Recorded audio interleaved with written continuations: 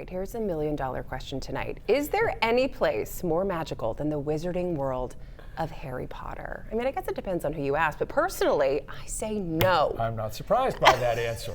It's been nearly 30 years since author J.K. Rowling released Harry Potter and the Sorcerer's Stone. It would be the first of 7 books in a series that would captivate readers around the world. Over the years, that magic has been brought to life through movies, video games, and other mediums. This weekend, the Portland Symphony Orchestra is transporting its audience to Hogwarts and beyond like you've never seen and heard before. It's a very powerful experience to be able to watch this live. From the book that sparked our imagination. I mean, those people who we've all watched it on DVD in our own home studios, and we have experienced that. But to be able to see it live in a big theater, in a huge HD screen, you know, and seeing over 80 people on stage working, and to make this magic happen, and for the audience to really realize, to kind of almost you get a behind the scene to see how the making of these music and what makes it so extremely, you know, incredible. It's my understanding that the audience is going to be watching the film behind the orchestra as they're playing every note that's heard in the movie. You, of course, are the conductor, so all eyes are on you. And I'm wondering, does the moving picture in the background, does that make your job more challenging? Does it add an extra layer of fun for you? In front of my music stand, I have a TV screen, about like a 17-inch screen that has the same movie as the audience that would see, but mine has overlays of punches and streamers, and that helps me to sync to the film. And so I get to see that right in front of me, in front of my score. And on top of me, the big screen, that's what the audience sees. Right, right. Yeah. It's like another element of chaos, though. Yes, it is. It's quite it's a lot to do. It takes a lot of concentration, obviously, to be able to conduct the orchestra and sync it, you know, because at the end of the day, the film is always correct. What makes the show at Merrill Auditorium so special is it's the Portland Symphony Orchestra that's going to be presenting the music. How many times will you be able to play through the show together before opening night? We will have 2 rehearsals prior to our performances. Just 2? And yeah, just 2.5-hour rehearsals. So within that 2 rehearsals, we put, you know, I need to go through all the music.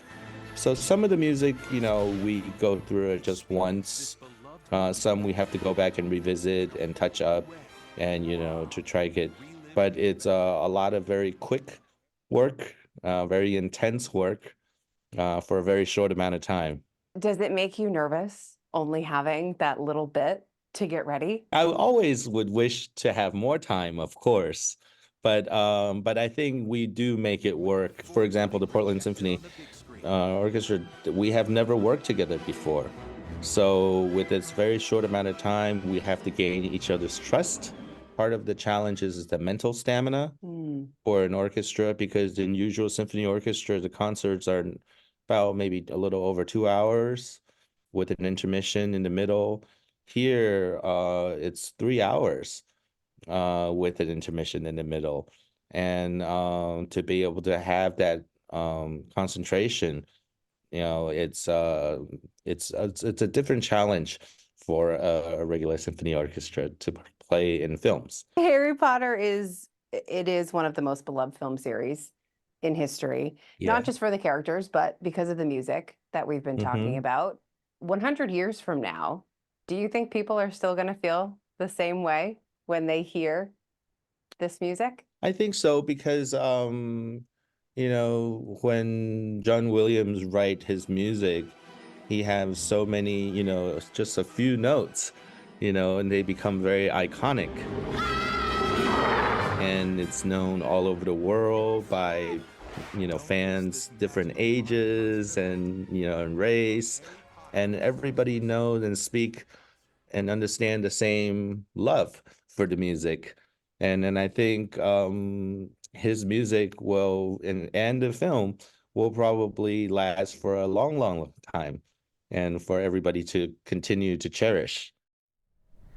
Agreed. And I would just like to point out that Shi Hung Young, he's going to be conducting this show all over the world. And that's something that really stuck out to me, is that he has 2 chances to perform with these orchestras before they perform live for an audience.